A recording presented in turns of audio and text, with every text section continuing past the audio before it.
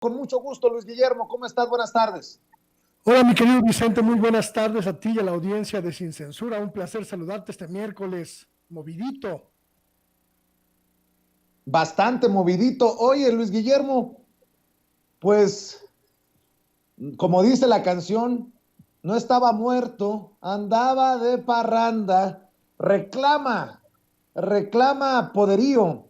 Ricardo Monreal en el Senado de la República. Muchos señalan que es un manotazo de Ricardo Monreal y el grupo parlamentario de Morena ha designado hoy a Alejandro Armenta, un hombre cercano al senador Ricardo Monreal, como nuevo presidente de la mesa directiva del Senado de la República.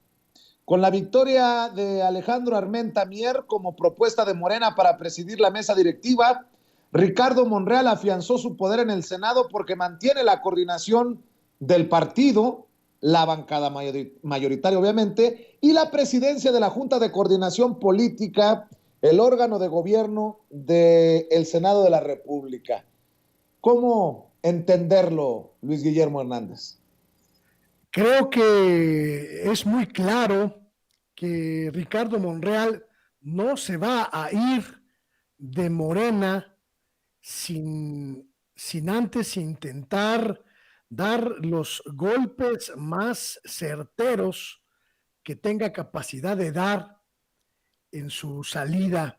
Es prácticamente un hecho que se han roto absolutamente todos los puentes que tenía con el gobierno del presidente López Obrador, y es prácticamente un hecho también que lo que comenzó siendo un bastión de poder, el Senado de la República, y que desde ahí intentó pues una negociación con el presidente López Obrador, ahora se ha convertido en un reducto, en el último reducto del monrealismo en la cuarta transformación. Efectivamente, Alejandro Armenta, el senador poblano que busca suceder a Barbosa en el gobierno estatal, es un hombre del PRI, un hombre que llegó a la cuarta transformación invitado por Ricardo Monreal, pero también es cierto que es un hombre que no va a cruzar lanzas por el monrealista en ningún momento y que seguramente tomará definiciones cuando lo inevitable ocurra. ¿Y qué es lo inevitable, mi querido Vicente? Pues la salida de Ricardo Monreal de Morena, que ya prácticamente está en cuestión de horas, en cuestión de días.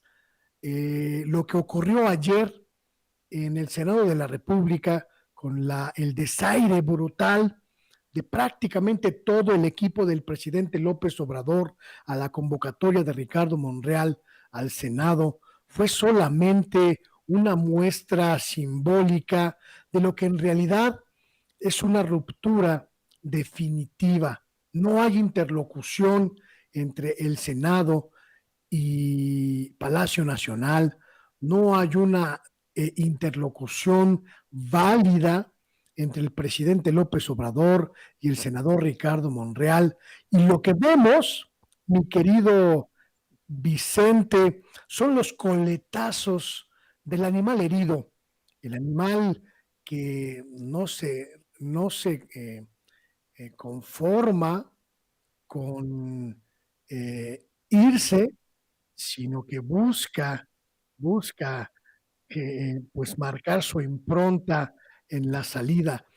Yo nada más te quiero plantear como cierre de este tema, mi querido Vicente, una cuestión muy importante. El Senado de la República prácticamente ya no recibe iniciativas del Poder Ejecutivo. Todas las importantes se procesan primero en la Cámara de Diputados. Quien diga que Ricardo Monreal tiene poder, quizá está obviando lo evidente, que el Senado de la República desde que lo controla Monreal sin la vinculación con el presidente de la República, simple y sencillamente se ha convertido en una oficina de trámites de los asuntos que marca la agenda de la Cámara de Diputados. Y ese es un hecho incontrovertible que quiera ver quien lo quiera ver, está ocurriendo en este país, mi querido Vicente. Y cómo Marcelo Ebrard ayer pues se viera tan contento, tan amigable y tan apapachado por Ricardo Monreal. Creo que el que sale perdiendo con las imágenes de ayer es precisamente el canciller. Bien lo decías tú, un hombre que ha hecho su trabajo y lo ha hecho bien en el gabinete del presidente, pero que creo que petardea gacho ayer al hablar de unidad con Ricardo Monreal. Hay que establecer con muchísima claridad, mi querido Vicente, que los políticos mexicanos en particular, pero los políticos en general, pues también son seres humanos y como seres humanos uno puede analizarlos en función de sus decisiones y de sus actitudes, así como es muy evidente por sus actitudes, por su personalidad, que Ricardo Monreal es un hombre primordialmente traidor, esencialmente falso y sobre todo siniestro, que busca su beneficio personal y no puede ocultar ese egocentrismo, esa egolatría que se profesa a sí mismo.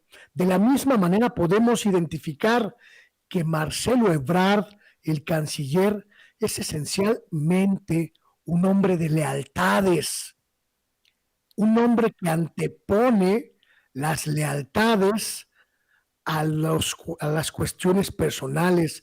Lo supimos, lo vimos desde que fue leal prácticamente toda su trayectoria a el hoy desaparecido Manuel Camacho Solís, quien lo llevó a los primeros planos de la política nacional desde que era regente de la Ciudad de México y que lo acompañó, lo cuidó, lo apadrinó en una trayectoria amplísima que evidentemente podemos recurrir en términos históricos a la observación.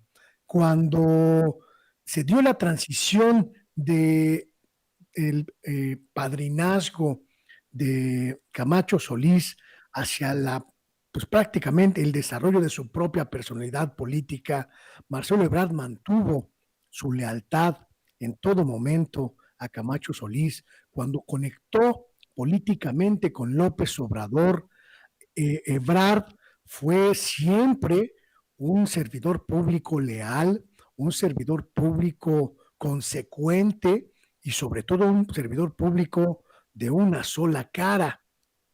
Hoy, cuando observamos que Monreal se desploma, que se derrumba su proyecto de ser la figura central del morenismo y que se derrumba su interés de ser sucesor en este movimiento, pues vemos a Ebrard mantener esta amistad, esta lealtad que ambos han dialogado y pactado a lo largo de todo el sexenio, a pesar de que eso puede significarle muchos negativos a su propio proyecto personal y presidencial.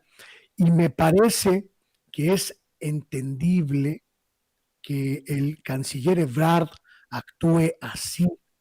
No podríamos esperar de él un doble discurso o una doble condición con su aliado, Ricardo Monreal, pero sí me parece que a pesar de que honre sus amistades y honre sus lealtades, pues por quebrar esencialmente su nombre decente, eso no significa que no se enciendan las luces de alerta ante este asunto. Yo me pregunto qué va a pasar cuando Monreal se vaya, qué va a pasar con Ebrard, ¿Qué va a hacer el canciller cuando el hombre que está trabajando en contra de la cuarta transformación, el hombre que está construyendo su propio dominio, vulnerando las posibilidades de la transformación en la Cámara Alta, se vaya? ¿Qué va a pasar con la ecuación y con las sumas y restas que haga Marcelo Ebrard? Yo creo honestamente que el canciller debería pintar su raya pronto, lo más pronto posible, honrando pues sus amistades y sus lealtades, pero sobre todo pensando en su propio proyecto personal.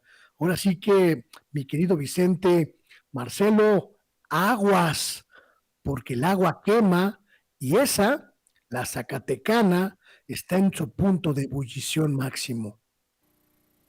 Y lo dices bien, maestro Luis Guillermo Hernández. Yo siempre agradecido por tus participaciones aquí en Sin Censura. ¿Por qué no cerramos invitando a la gente para que amor con amor se pague? Pues muchísimas gracias, mi querido Vicente.